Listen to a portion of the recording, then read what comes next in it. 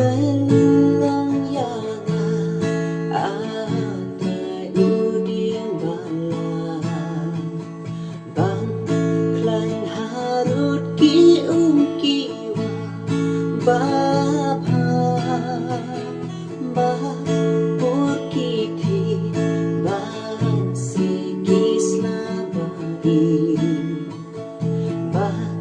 selu so usa batrei mensi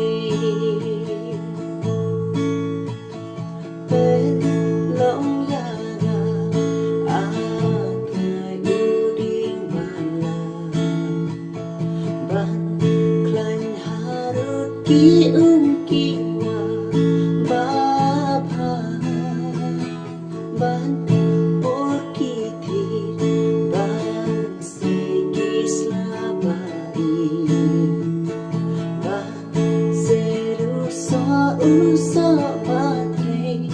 mensi trei atunang trei hapo kamansi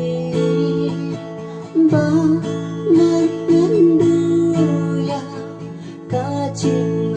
bari ba nganyolo ku bacan ba nganyole ba mishari jisha trei atunang trei hapo kamansi ba nagpenduya kacing bari ba nganyolo ku bacan ba nganyole ba mishari jisha